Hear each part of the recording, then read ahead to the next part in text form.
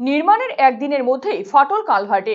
ঘটনায় দুর্নীতির অভিযোগ তুলে বিক্ষোভ প্রদর্শন গ্রামবাসীদের। মঙ্গলবার ঘটনায় উত্তেজনা ছড়িয়ে পড়ে মালদার চাঁচল ১ নম্বর ব্লকের অলিহন্ডা পঞ্চায়েতের কাবিলখানি গ্রামে।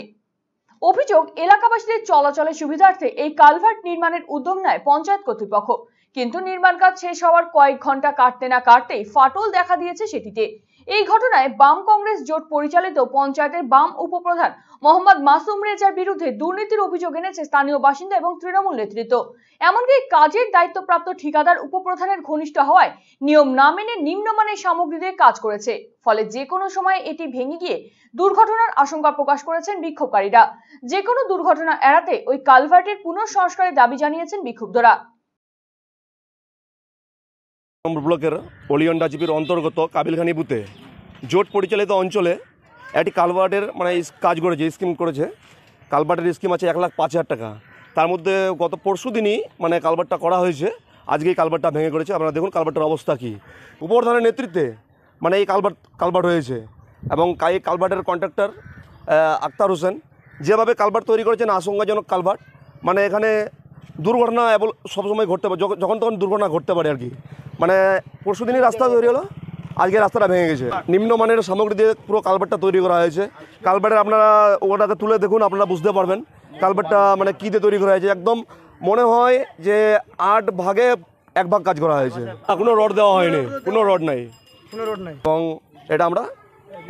এটা বিডিও সাহেব যেন তদন্ত করে, আমরা এটাই আবেদন চাইছি। হ্যাঁ, দুর্নীতির জন্যই পুরো কাজ হয়েছে।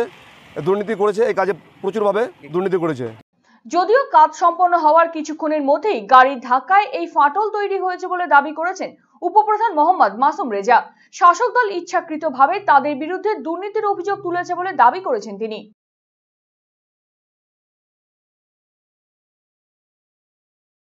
রাত্রে কেউ গাড়ির ধাক্কা দিয়ে কাঁচা ওয়ালে যদি ধাক্কা মারে তাহলে অবশ্যই সেই ওয়ালটা ভেঙে যাবে। একটা ওয়াল ভেঙে গেছে, আপনারাও সেই স্পটে গেছিলেন, হয়তো আপনারাও দেখলেন যে সেই ওয়ালটা বসে গেছে। এবার এই ব্যাপারটাকে তৃণমূলের কিছু, আমি সমস্ত তৃণমূল পার্টিকেই খারাপ বলবো না, তৃণমূলের উপরের নেতাদের এখানে কোনো ইনভলভ নেই।